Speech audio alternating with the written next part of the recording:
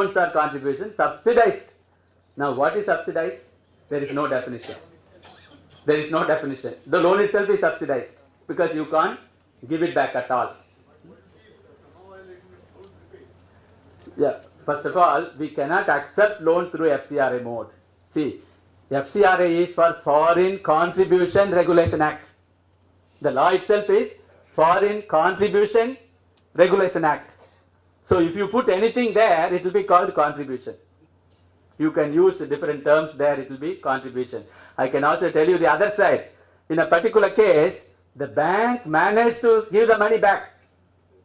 The bank managed to give the money back because the NPO threatened saying, I will change the bank. The bank said, I will manage to give the money back. And you know what has happened? Income tax is taxing, saying under 11(1)(c) you cannot contribute outside India. You have received money, contribution. What is given back is contribution to outside India. So therefore under 11(1)(c) you know that international welfare, unless you get a board approval, it will not be exempted. So that is the complexity that is going on. Now, yeah, in the case of revolving fund, very complex and very, very disputable issue going on right now in the country.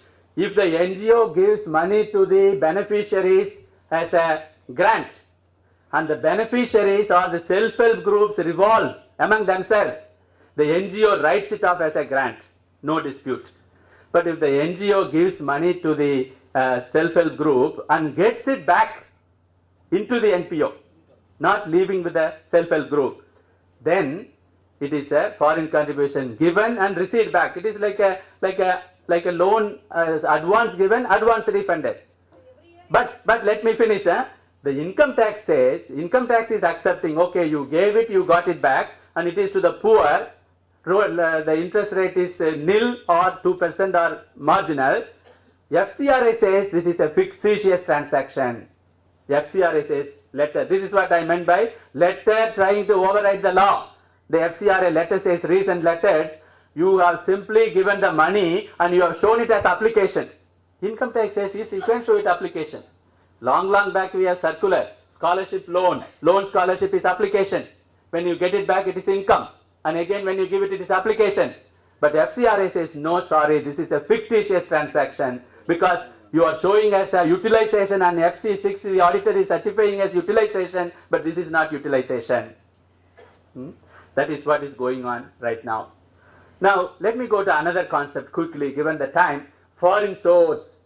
Number of things are considered as foreign source. I am not going to read out everything. It's a sample.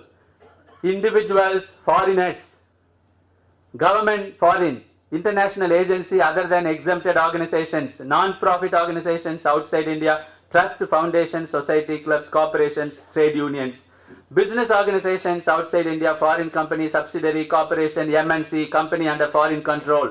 All these are foreign source. One thing is not a foreign source. Indian citizen giving money from anywhere in the world, Indian citizen giving money either in Indian currency or in foreign currency, whether it is a dollar or euro, whatever, Indian giving money is not a foreign contribution, should not be put in the FCRA account.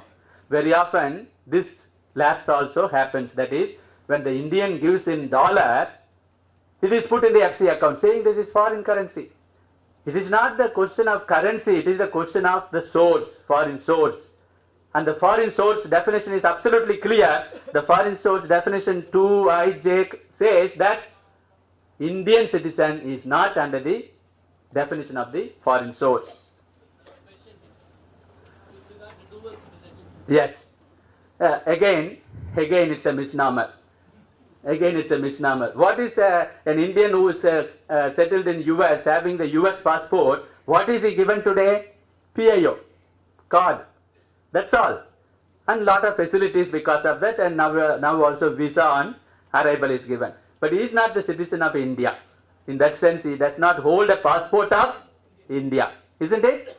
So automatically such a person giving money will be foreign contribution. That we will discuss specifically when we at break time. Maybe since you have what shall I say, inspired me, I just want to give one reality. I'm sure you all remember. There was a treasurer of Congress party called Sitaram Kesari, if you remember. The first violation, at least reported violation by a political party, was Congress party. And Sitaram Kesari was the treasurer at that time. You know, Indian Express reported every day about the Congress violation. And one fine day, the news was that the foreign source, the company which was registered, incorporated in Sri Lanka, had only 49% outside shareholding, 51% Indian shareholding. Therefore, the money that came to Congress party was local contribution, nothing to do with the foreign contribution. How they managed 49%, when was it 49%, when the money was given, or subsequently, because you can anytime disinvest. All those questions were not there, are not answered.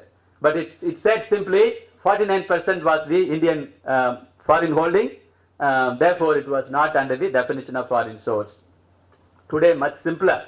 You may be thinking that only NPOs are asking for FCRA advice. Some others are asking more often, the politicians, because politicians are prohibited category. So when the money comes to them, they ask, they have solutions. We don't have to give solutions. They give solutions, they only want our confirmation. So some people ask, sir, I have given the onus, responsibility to the bank to ensure all my contributions are local. I say, wonderful, interesting. How did you manage it?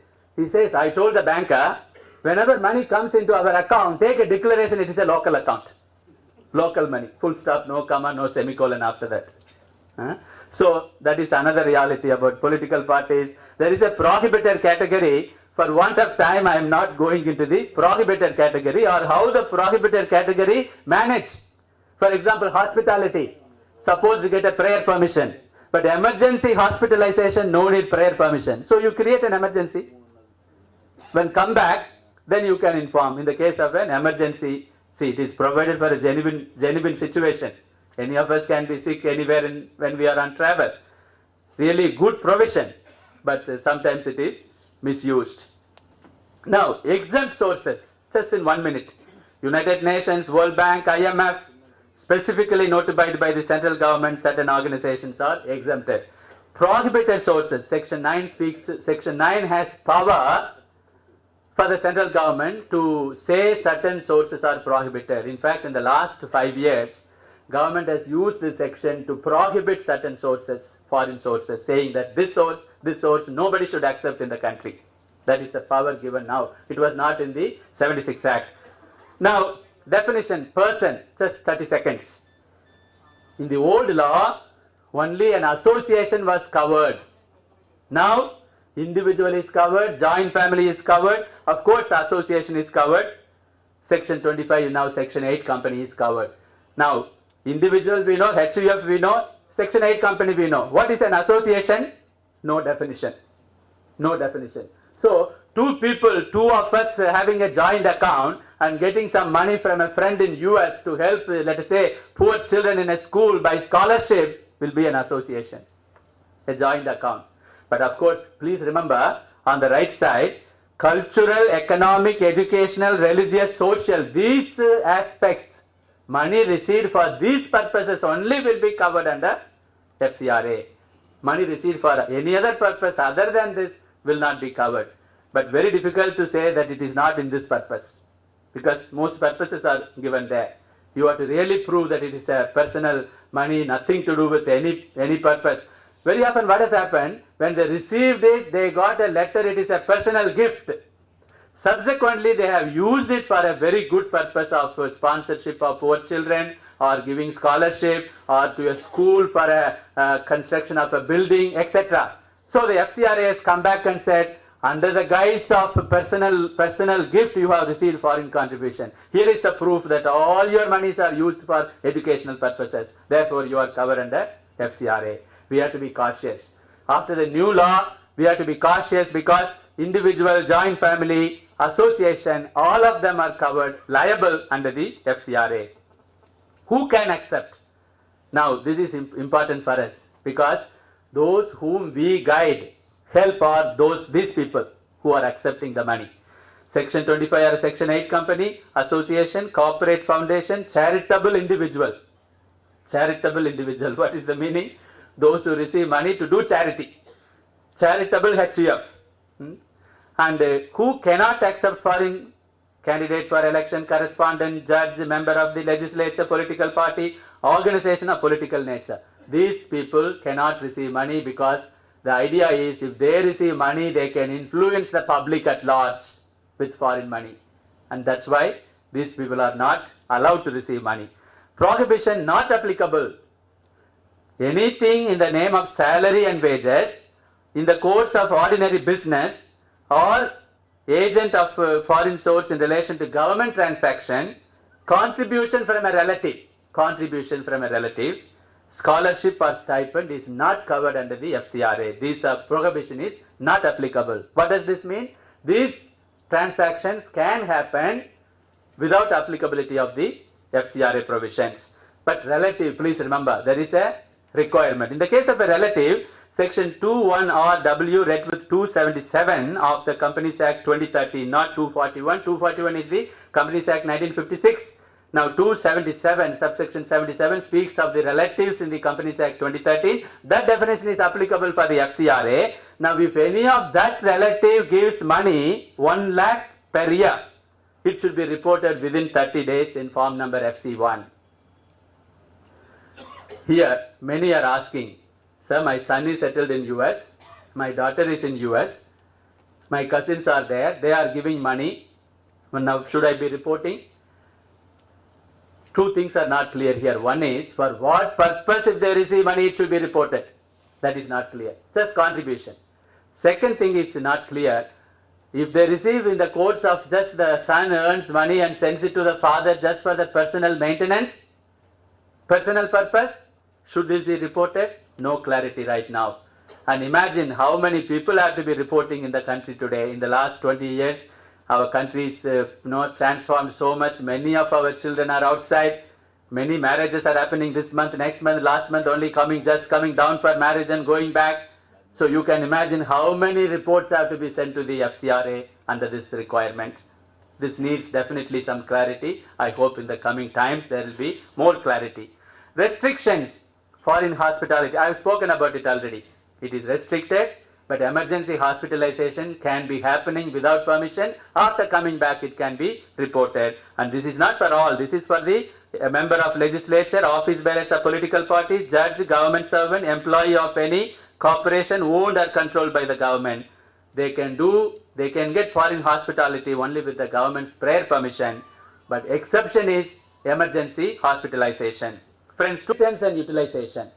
When the money comes from abroad, foreign contribution, whether given from abroad or given within the country, the remittance has to be in the designated bank account.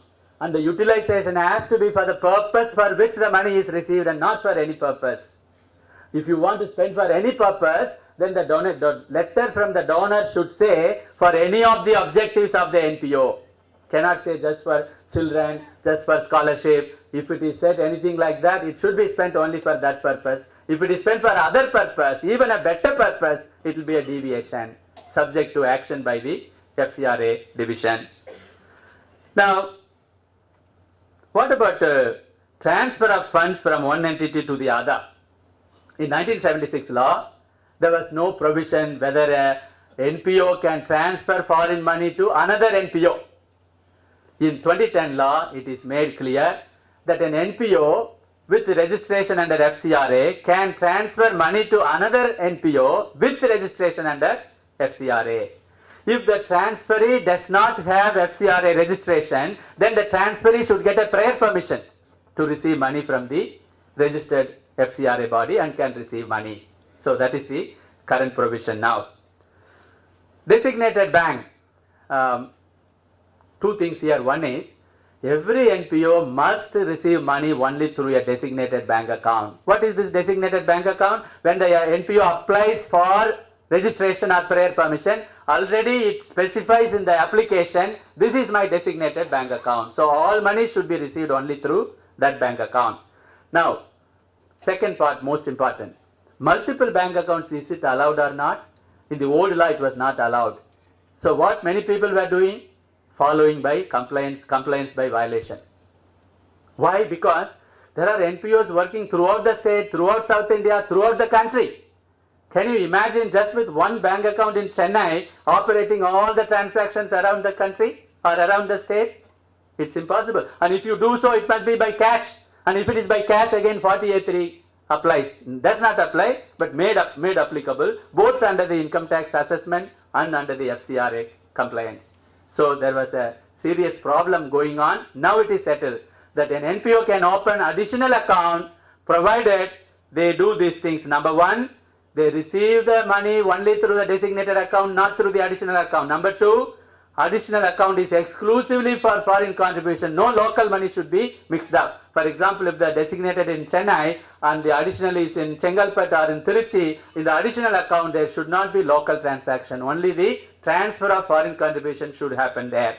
Now, intimation should be done within 15 days of the opening of the additional account and received through only a single account. Friends, it's not here. Last 1 week I am hearing the Home Ministry has come up with another restriction, and that is, if you have transferred money from the designated account to the additional account in Trichy, for example, and Trichy has excess money, Trichy wants to transfer to Madurai branch, it cannot do so.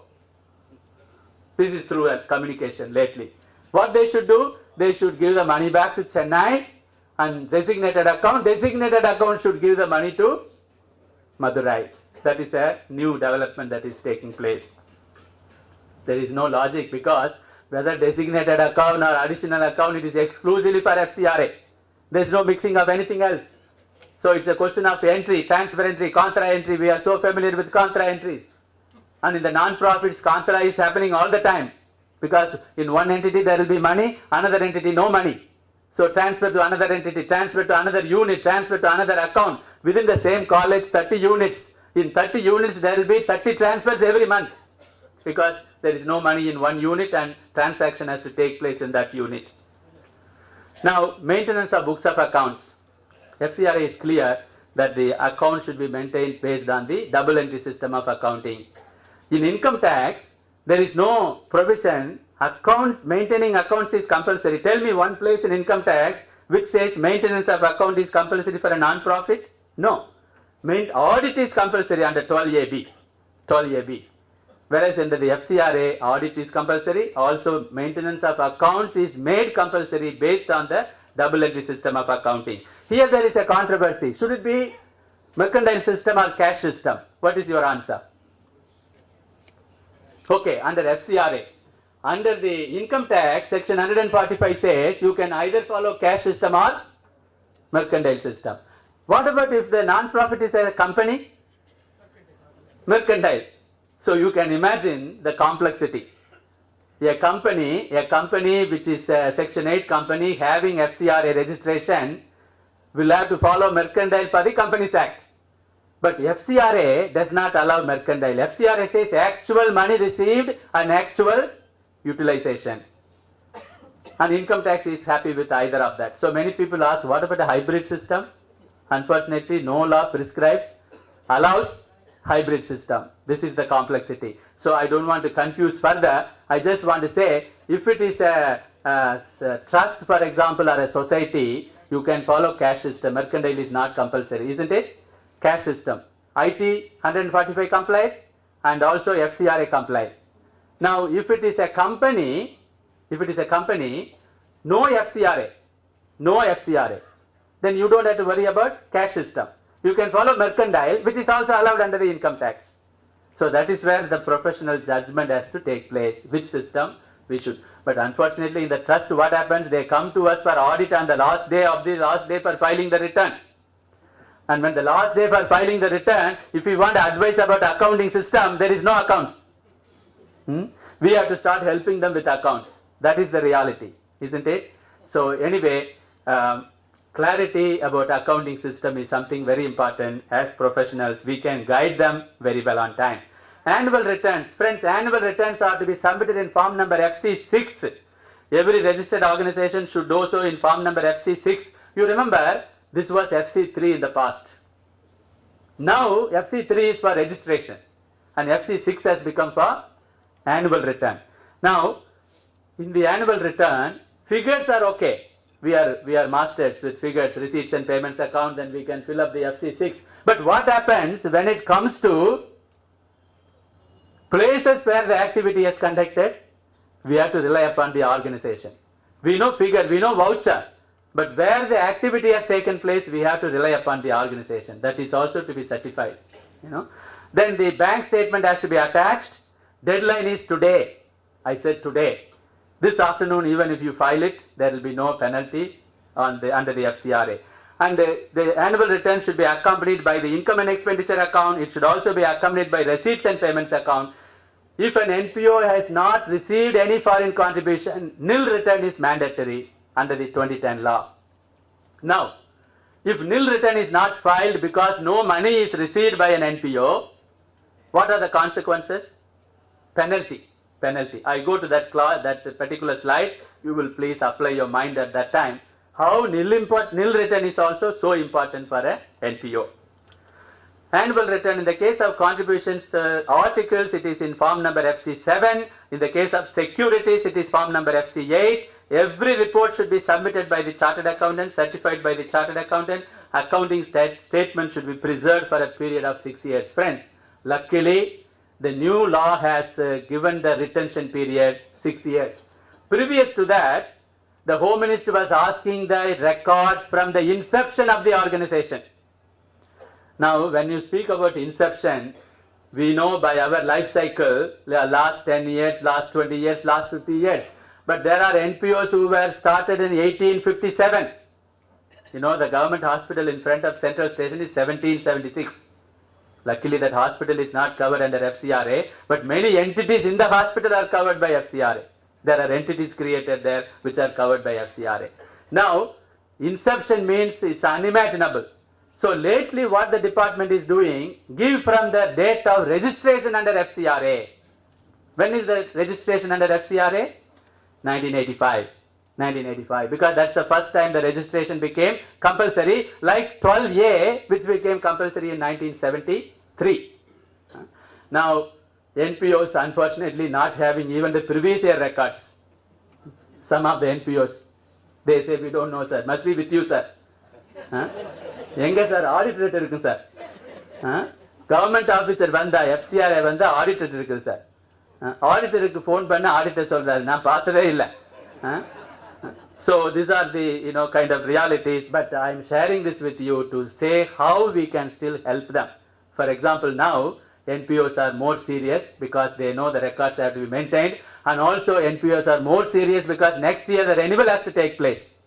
And several inspections are taking place by the FCRA department, right in Chennai, in other places in the country, inspections are happening in the FCRA department. Now, intimations, gift from a relative, I already told you, form number FC1 has to be used, emergency hospitalization after returning back within 30 days, receipt by election candidate in FC9, opening of sub-account, I said is possible, within 15 days it has to be intimated.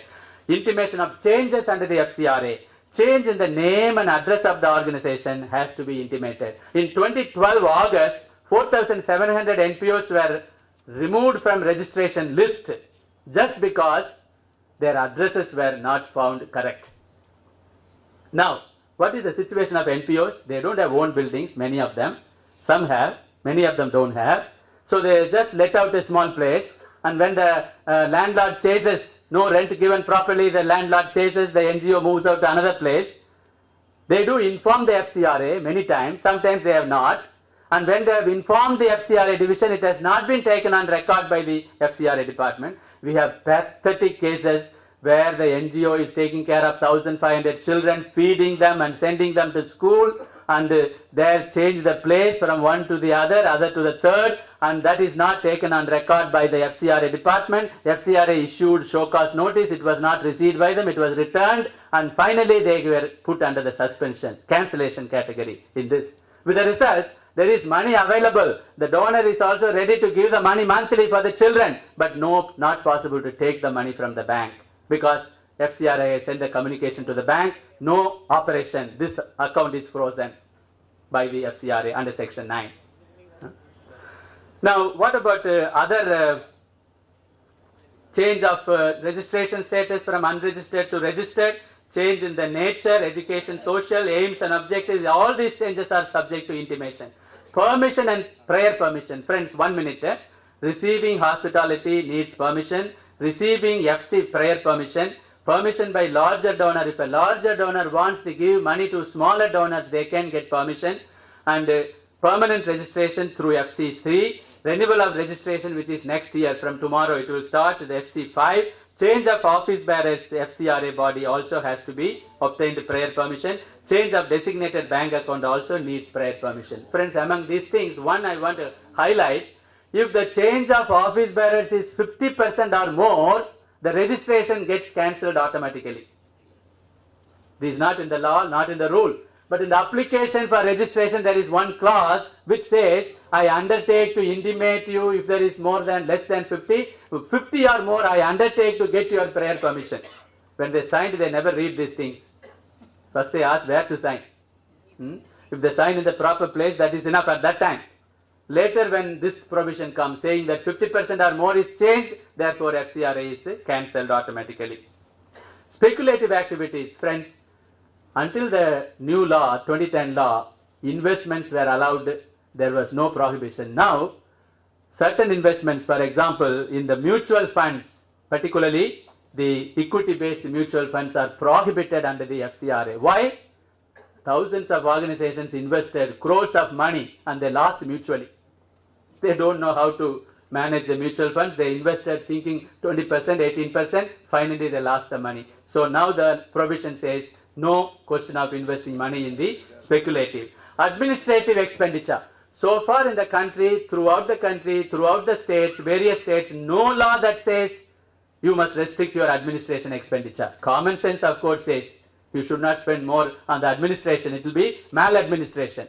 FCRA for the first time has brought this provision that more than 50% of administration is not ordinarily allowed. It has to go to the government permission. I have observed in other countries in Asia, for example in the Philippines, for example in Papua New Guinea, God-forsaken areas, the government has provision twice, thrice through different laws and the social welfare ministry that administration should not exceed 20%.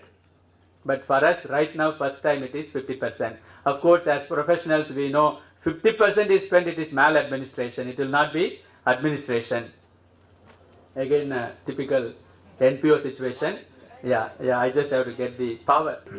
I'll just continue, few more slides it will come. The next is about the display of the figure in the public domain. Display of the figure in the public domain. How it will be displayed? If the foreign contribution received is more than 1 crore, it has to be displayed in the public domain. So, what is the definition of public domain? A newspaper or a website? A website. Now, newspaper is possible, but it's very costly for the non-profits. It will cost them several lakhs. So, that is not practical. So, people are now putting it in the website which is accepted.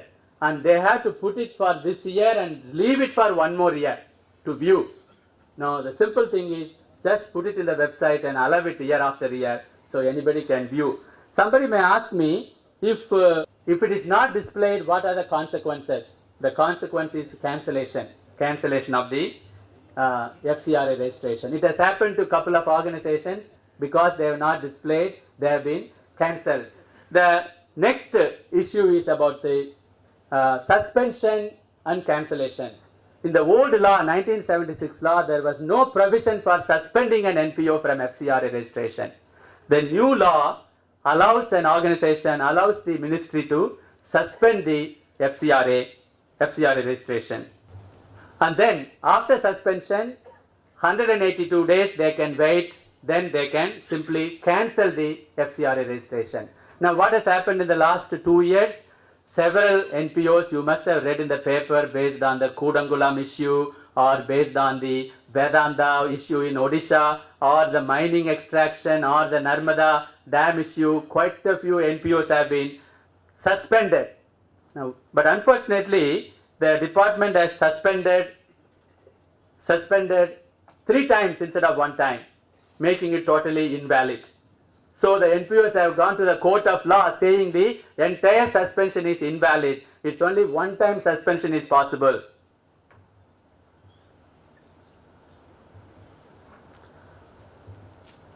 Now, after suspension, what happens? No money can be spent by the NPO. It has to go to the government in order to get the permission to spend the money.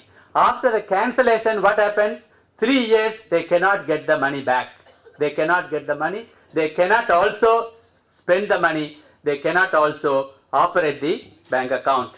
So after suspension, cancellation, now management of the foreign contribution.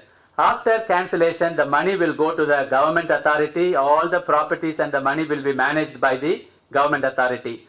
Now we come to the renewal. Now I already spoke about renewal more than once. The renewal has to be done 6 months prior to the expiry or 1 year prior to the expiry. 6 months prior if it is a single project in single year. If it's a multi-project, it has to be done 1 year before. So what is the expiry? 30th April 2016 is the expiry. Therefore, 30th April 2015 is the last date for filing the FCRA renewal. So, but that is the last date. You are free to file it even before. For example, in April or in coming March or coming January, February, an organization can file. But the suggestion is not to file in January, not to file in February, possibly March, April, because we are expecting some more circulars or some more clarity about the renewal right now. Display I have already spoken about. Reporting by banks, this is not our problem. The banks report about the FCRA to the FCRA division. How is it relevant for our work? When the banks report, they report not only the first receipt but also any advance drawn and deposited back. So NPO may have drawn the deposit and then put it back again. Now that will become double or triple. So when we file the FC6, we will have only actual money received, but when they multiply, it will become much more. So it is advisable, we tell the NPOs not to keep withdrawing and depositing the foreign money. Of course, now the circular also says you should not spend more than 20,000 in cash. Therefore, both should be favorable to the NPO not to keep withdrawing and depositing the money. Audit of accounts. Friends, this is not a chartered accountant's audit, this is the government audit. Government has the power to come and audit. When they come to audit, they don't see just vouchers, they go to the field. They take the voucher. For example, in 2 examples, they took the voucher of a toilet construction. They went to the toilet and then to see whether the voucher, the invoice that speaks about the purchase of the particular item is actually there installed in the toilet. To that extent, they check actual utilization of the money. Disposal of the assets created out of foreign contribution.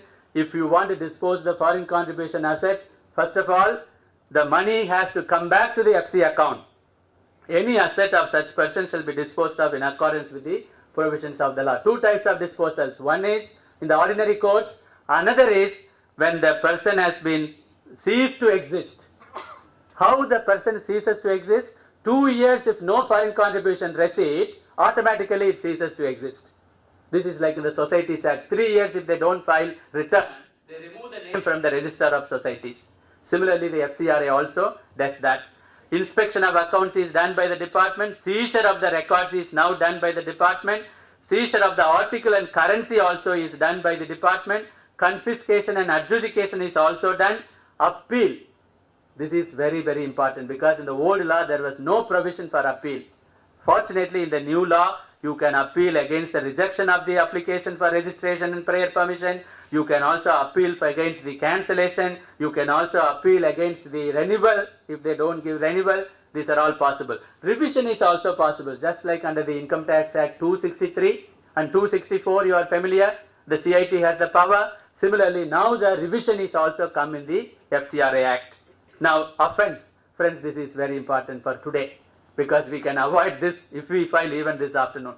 Now, non-furnishing of the return up to 90 days after 31st December, that is today, 2% of the FC or 10,000, whichever is higher. Non-furnishing up to 180 days from 90 days, 3%, 20,000. And after 180 days, 5% or 50,000, whichever is higher, and 500 rupee per day for the delay. 200 rupee under the income tax, non-filing of TDS return. 500 rupee under FCRA. Now, the question will be, if it is a nil return, what will happen? Nil return, let us say after 180 days, 5% of the FC will be 0. But 50,000 or 0, whichever is higher. So 50,000, isn't it? And 500 rupee per day. Now you understand, even nil bodies have to be filing. Now when I say nil bodies, don't mistake that they are not in existence. They are beautifully operating with local money. Just that there is no foreign money. We must be happy that they are able to be self-sufficient. But if they want to retain the FCRA registration, my advice is at least some money they should put it and operate, so that they won't automatically be declared as defunct. Okay? I think this is about the offences, and then the implications of income tax exemption for NPOs. Friends, the department of the FCRA, known as FCRA division, has informed the finance ministry that they are not able to monitor, so finance ministry should monitor. So finance ministry, through the assessments, they are now doing more monitoring, not only on behalf of the income tax department, but also on behalf of the FCRA. This was also declared by the current director of exemptions, now known as the commissioner of exemptions, when he was here a couple of weeks back when we had the one-day NPO conference. So this is now income tax asks for number of clarifications under FCRA, because they are empowered now through the circular. Now, what is our role? Last 2 minutes or 3 minutes, our role is the most important. When auditor gets a call for advice of audit of FCRA, first of all, the classification of the organization, the person, and permitted or not permitted is important. We have cases, Mr. Murali was mentioning about disciplinary cases. We have cases the auditor has done a charitable work. How? By certifying the FC6, or for that matter even income tax, without much fee. Very many of us do that. Now, the auditor is questioned, saying the FCRA registration is not there for this NGO, and you have certified that they have received money and utilized money. If you look at the CA certificate under the FC6, it does not speak about any other questions to be answered there. But the department expects, if there is no registration, or there is any violation, that should be notified by the auditor while certifying the CA certificate. So our obligation is quite a lot. Now, verification of registration and prior permission. How do you verify? You will have a letter, but that would have been cancelled. It could have been cancelled last month, last year. How will you verify? You can go to the website and see whether it is still registered easily. Now that is possible. And checking the designated bank account. How do you do that? In the FCRA certificate itself, there is one place which says this is the registered designated bank account. Very often, the bank originally notified by the NPO and the current bank is different. Quite possible. How do you verify that? Change of bank account. That is also through prior permission. Now, source of funds, friends, this is most important. Anybody can be giving money, terrorists to drug addict, drug money to anything. So, FIRC, the foreign inward remittance certificate given by the bank that so-and-so donor has given for so-and-so purpose is most critical. Purpose, where will you verify? Donor's letter. The purpose. Purpose can be anything: corpus, program, voluntary contribution, objects of the organization, specific, earmarked or designated, etc. Verification of the remittance, I have mentioned to you. Bank account is designated. Sub-account, if sub-account is operated. How will you verify? Intimation to the department. And intimation is expected to be through government source. For example, speed post, not through courier. Courier is not accepted as official by the FCRA department, though it will really reach a speed post. When it will reach with all the speed, we don't know. Whether it will really reach the section, we don't know, but we are expected to send it by speed post. Fortunately, you can today file it, e-filing today, and you have 7 days time to send it by speed post, the hard print, to the FCRA department. Then the e-filing of the FC6, friends, unlike in income tax, once you file the e-filing, it cannot be revised. Some may ask me, how did some manage it? By calling them again and again, asking them to open the website and revise it. No provision, but possible. but don't take that as a facility because it is very difficult. Inter-project loans and transfers and advances, those who are actually certifying the FC6, you please note, the FC may be 1 crore, but in the accounts it will be 3 crore because the interfund transfers one project to the other. And then matching of RNP and FC6, most important. Receipts and payments account is the fundamental global document for certification of FC6 annual CA certificate. If those two are matching, if not matching, there's something wrong. So we must make sure both are matching. Donor addresses must be clearly, donor address comes from the website itself. Most donors are there in the website. So you just put the donor name, it will already come in the website. And then last part, replies to the questionnaire. Income tax questionnaire is now issuing 25 questions. FCRA is issuing 31 questions. FCRA is a standard questionnaire. I believe if we can answer, if we are familiar with all the 31 questions, we will become experts under FCRA. I have no doubt. Representation before the FCRA authorities, that is also an opportunity for us. There is a charter for chartered accountants. Friends, I have just tried to give you in a gist the provisions of FCRA. When Mr. Murali made the request to me, I humbly accepted in this whole festival and the feast of knowledge, the ocean of knowledge being shared. I was confident that just I can add a few drops, and that is what I have done now. There are many other nuances and realities in complaints of the FCRA, but I can tell you by my relating with you all in the last 30 plus years, if we develop a simple knowledge about the FCRA, we can add great value to the organization that we are associated. As auditor, as advisor, as a chair, as a treasurer, as a member of the committee, advisory, finance advisory or audit committee, whatever we have, if nothing, you can help a friendly organization. You know, you can help another organization who may be receiving FCRA. And friends, finally, I can say this, when you start helping for FCRA, they will start also realizing about the other compliances. You can gently tell them about so many other compliances. And all the compliances together will be helping for their healthy financial management. Healthy financial management will help for the healthy running of the organization. Healthy running of the organization will help the poor in this country particularly, and of course many others also. Finally, all this will touch the millions of people who are touched by the non-profit from the birth to death, womb to tomb. Now NGOs or NPOs are touching our life. Our life cycle does not get exempted from the NPOs, and all this help through this professional community will be a great contribution for nation building. I want to thank you, Chairman CPE, for such wonderful opportunity given to me. I wish you all success as always been, and also to the leaders of